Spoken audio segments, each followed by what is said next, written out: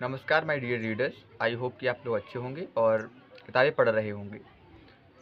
जैसे बहुत दिन से कमेंट भी इसी यूट्यूब चैनल पर एक बंदे ने कमेंट किया है, किसी ने किया है कि किताब पब्लिश होने का प्रोसेस क्या रहता है, थोड़ा उसके बारे में बता दीजिए।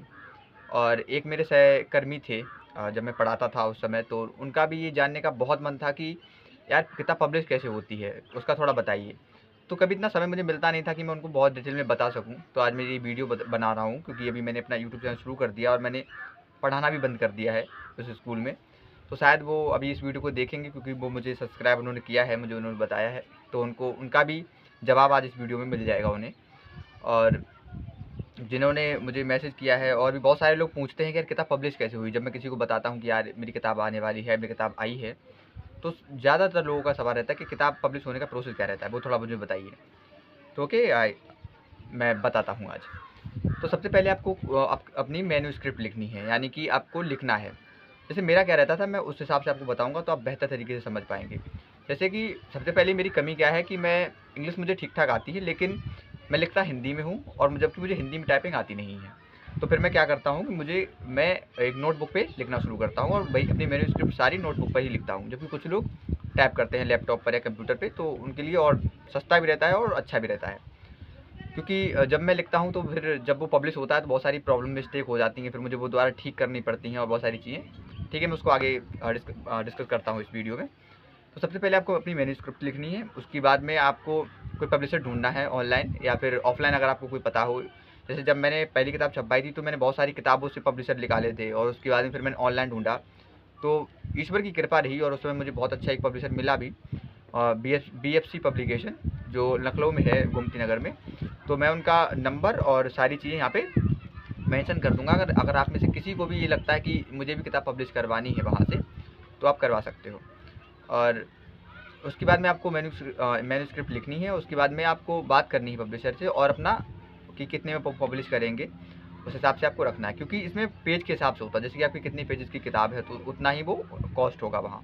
अगर जैसे मेरी किताब जो अभी पब्लिश हो रही है, तो मतलब उसकी पेज काफ़ी ज़्यादा हैं। तो जो पहले किताब पब्लिश हुई थी उसमें पेज कम थे, तो उस हिसाब से इसका रेट भी काफ़ी ज़्यादा हाई मुझे पे करना पड़ा है।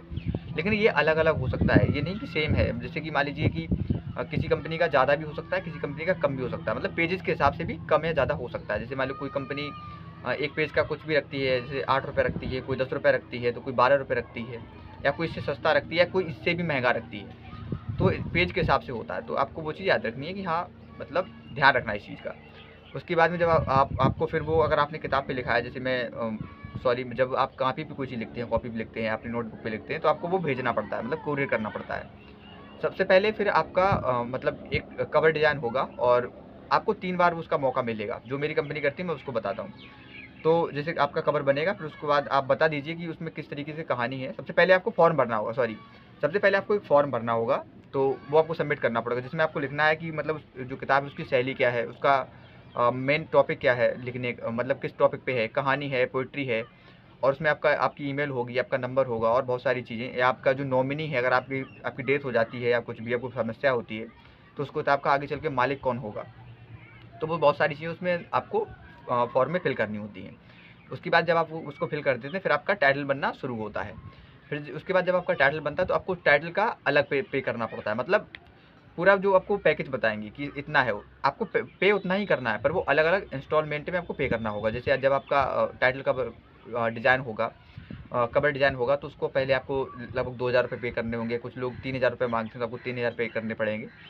उसके बाद जब आपका कवर बन के आएगा, तो आप उसको देख लीजिए कि आपकी किताब के हिसाब से सूटेबल है या नहीं है। अगर नहीं है तो फिर आप दोबारा बोल दीजिए। आपको 3 मौके दिए जाएंगे कि आप इसको करेक्शन करिए, या फिर आप चाहें तो अपने कोई स्केच वगैरह ड्रॉ करके उनको भेज सकते हैं कि इस तरीके का मुझे चाहिए। मैंने इसे किया था, लेकिन हालांकि उसमें थोड़ा सा गड़बड़ हो गया है, क्योंकि वो थोड़ा सा देखने में ऑकवर्ड लग रहा है। लेकिन वो तीसरा मौका था, तो मैंने फाइनल कर दिया कि ठीक है, यही ठीक है। तो मैं आगे बढ़ता हूँ फिलहाल। तो फिर उसके बाद में आपको ऐसा करना है। उसके बाद जब अगर आपको ठीक लग जाए कि हाँ ये ठीक है, तो आप उसको अप्रूवल दे दीजिए कि हाँ ये ठीक है, मेल कर दीजिए। उसके बाद में फिर आपको वो अगला पेमेंट आपसे बोलेंगे कि अगला पेमेंट करिए। फिर आपको अगला पेमेंट करना होगा। फिर आपको अपनी मैन्युस्क्रिप्ट कोरियर करनी है। फिर वो मतलब टाइप करना शुरू कर देंगे। जो मैन्युस्क्रिप्ट है उसको टाइप करना शुरू करेंगे। उस टाइप करने के बाद फिर वो आपको भेजेंगे, उसको फॉर्मेटिंग एडिटिंग के लिए भेजेंगे पहले अपनी कंपनी में। उसके बाद में जब वो वहाँ से भी वो भी हो जाएगा, उसके बाद आपको भेजेंगे दोबारा। फिर आपको वो पढ़ना है और आपको देखना है कि इसमें कहाँ गलतियाँ हैं, वो आपको सुधार करनी है, स्वयं आपको सुधार करनी होगी, क्योंकि वो पब्लिशर जो करके देगा बहुत सारी चीज़ें उसमें गलतियाँ हो जाती हैं टाइपिस्ट से, तो आपको वो ठीक करनी है। उसके बाद में आपको दोबारा भेजनी है वो सारी चीज़। अगर आपको कुछ ऐड भी करवाना है उस समय, तो आप उसमें ऐड भी करवा सकते हैं। तो आप दोबारा उनको भेज दीजिए। उसके बाद में वो किताब फिर वो दोबारा उसको ठीक करके आपको दोबारा भेजेंगे तीसरी बार। तो आपको फिर उसके बाद उसको फिर से पढ़ना है और देखना है कि कितनी गलतियाँ रह गई या फिर गलतियाँ नहीं बची हैं। तो आप उनको क्या करिए, अप्रूवल दे दीजिए कि हाँ ये ठीक है। जब आप उसको इसका अप्रूवल दे देंगे तो फिर वो क्या करेंगे कि वो आगे का प्रोसेस शुरुआत करेंगे। फिर आपको और पेमेंट भेजना होगा, पैकेज के हिसाब से रहेगा, पैकेज के बराबर ही, लेकिन वो अलग अलग इंस्टॉलमेंट में आपको पे करना पड़ेगा। फिर वो जो भी आपका डिसाइड हो कि इतना पहले भेजना होगा इतना बाद में, उस हिसाब से होता है, फिर आपको वो भेजना होगा। उसके बाद में आपकी किताब टाइप तो हो चुकी है, अब वो क्या होगी, प्रिंट होगी, जैसे कि हार्ड कॉपी के तौर पे। और उससे पहले आपको ये भी तय करवाना है कि जैसे कि वो क्या क्या होगा। जैसे कि जब आप फॉर्म भरते हो तो उसमें आपको ये भी तय कर लेना है कि वो हार्ड कॉपी कितनी देंगे। जैसे कि आपको जैसे अपनी पब्लिसिटी करनी है, आपके दोस्तों को अपनी देनी है या अपने कॉलेज में देनी है, या फिर आपको ऐड बनवाना है, किसी से ऐड देना है अपने चैनल पर या फिर अपने पेज पर, तो आप किस तरीके से कैसे देंगे, तो आपके लिए उसमें कितनी हार्ड कॉपी आपको चाहिए आप वो बता दीजिए। हार्ड कॉपी के हिसाब से अलग अलग रेट होता है। जैसे अगर आप 10 हार्ड कॉपी लेंगे तो उसका रेट कम होगा, अगर 20 लेंगे तो उसका रेट बढ़ जाएगा 2000 लगभग, इस तरीके से होता है।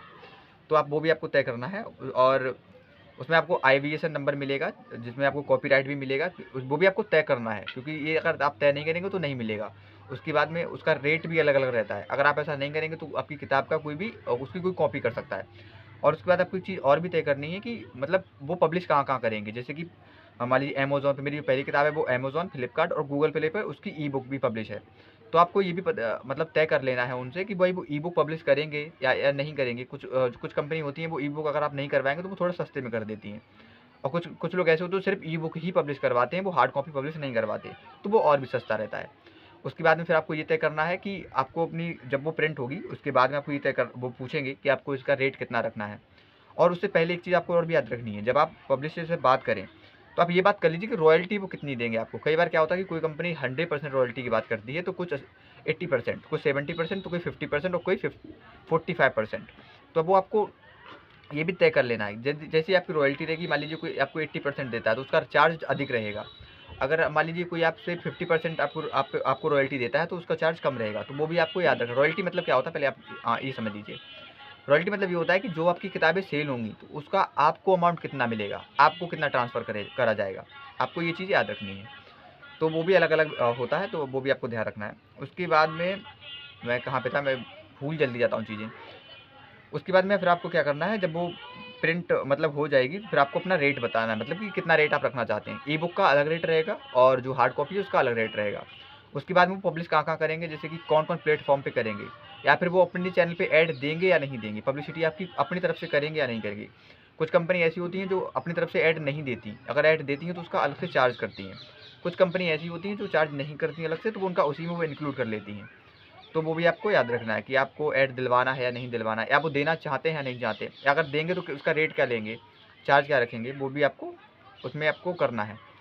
उसके बाद में जब आपकी किताब फिर वो आपको कुरियर करेंगे, किताब आपके पास आ जाएगी। उसके बाद में फिर वो आपको एक जो सारी जो प्लेटफॉर्म है उसकी आपको लिंक भेजेंगे, आपको जहाँ जहाँ शेयर करना है आप अपने कर दीजिए लिंक। और उसके बाद में अपनी पब्लिसिटी शुरुआत करिए।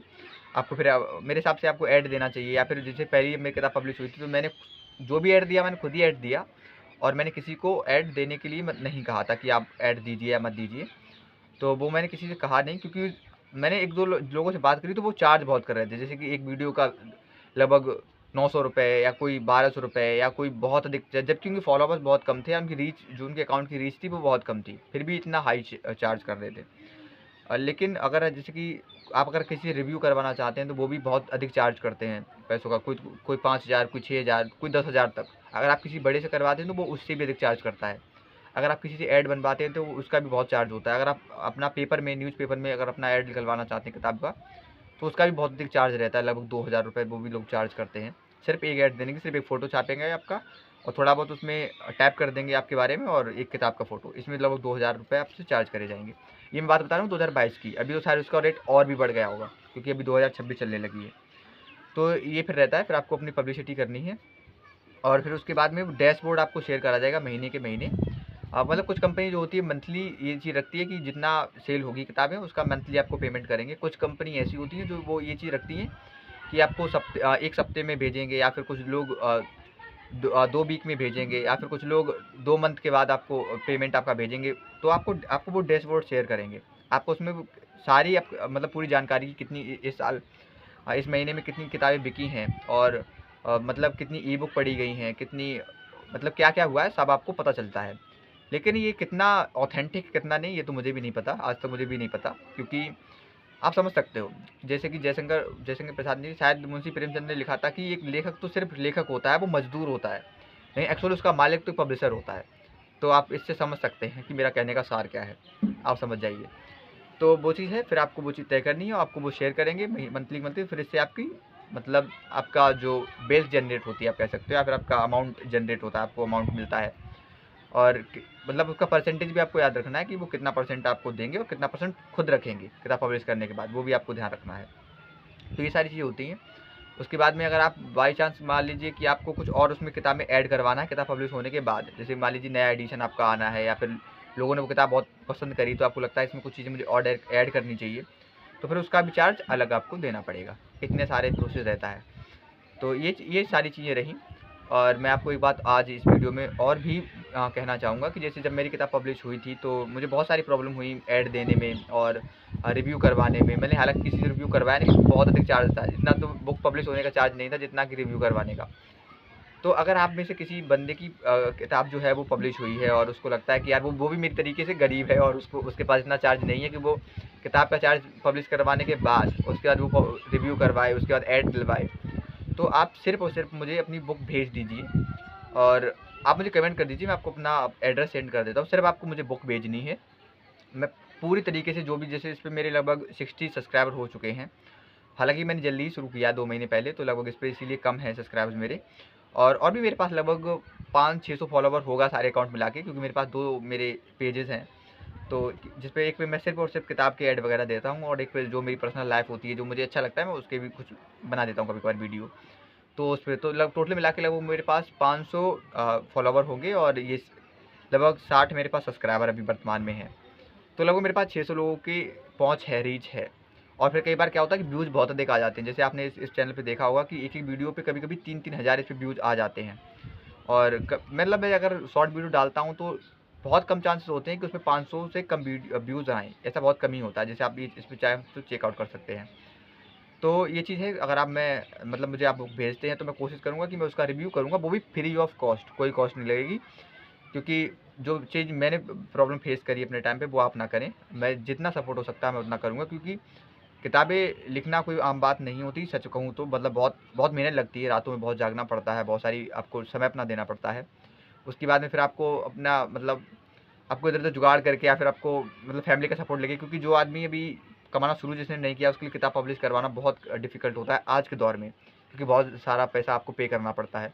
अब आप खुद समझ लीजिए कि अगर आप मान लीजिए आपको पब्लिश करवाना है, फिर उसके बाद में पेज के हिसाब से होता है कि आपको कितने पेजेज़ हैं। उसके बाद आपको फिर मतलब आईबीएसएन नंबर लेना है तो उसका 1000 रुपये अलग से पे करना पड़ता है। अगर आप उसको किसी सोशल मीडिया प्लेटफ़ॉर्म पे करवाते हैं, जैसे आपने अमेज़न पे करवाया तो उसका 1500, फ्लिपकार्ट पे करवाया तो उसका 1500। जैसे आपने उस पे पब्लिश करवाया जहाँ से आपकी किताब खरीदी जाएगी। तो आप ऐसे जोड़ सकते हैं, कंक्लूड कर सकते हैं, लगभग ये बैठता जाके 17 से 18,000 रुपये बैठ जाता है। लगभग 100 से 100 150 पन्नों की किताब में ये सब 17 से 18,000 रुपये बैठता है जाके। हालाँकि अलग-अलग हो सकता है, आप ऐसा मत सोचिए कि मान लीजिए मैंने 18,000 बोल दिया तो यही होगा। हो सकता है किसी पब्लिशर का कम भी हो, किसी पब्लिशर का इससे भी हाई हो सकता है। जैसे मैंने एक पब्लिशर से बात करी थी जब मैंने पब्लिशर ढूँढ रहा था, तो उसने लगभग 200 पेजेज़ की किताब का लगभग बताया था 40,000 रुपये। मैंने कहा भाई साहब इतने में तो मेरा मेरी जितनी मतलब मेरा घर बिक जाएगा, तो तब पब्लिश हो पाएगी किताब। तो ये चीज़ है, तो कोशिश करिए कि अच्छे से अच्छे ऑथेंटिक ढूँढिए, और बहुत सारे फेक भी मिल जाते हैं। मैं एक फेक के लिए भी मैंने वीडियो बनाऊँगा, मैंने बनाई है। इसके बाद मैं जस्ट अभी शूट करूँगा, तो वो भी आप उसको भी देख लीजिए, कि क्योंकि मैं एक बारी फँस चुका हूँ फेक पब्लिशर के चक्कर में, तो आप वो भी वहाँ से देख सकते हैं।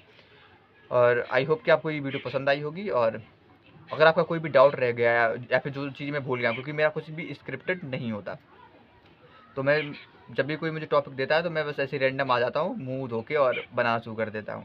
तो अगर आपको लगता है कि कोई भी टॉपिक मुझसे छूट गया है, या फिर जो जो आपको क्लियर नहीं हुआ है, तो आप कमेंट में लिख सकते हैं। और अगर आपकी कोई भी आपको लगता है कि किताब बहुत अच्छी है जो आप मुझे पढ़नी चाहिए, तो प्लीज़ उसको कमेंट में लिख दीजिए, मैं उसको खरीद के जल्द से जल्द पढ़ूँगा और उसका रिव्यू वो करूँगा।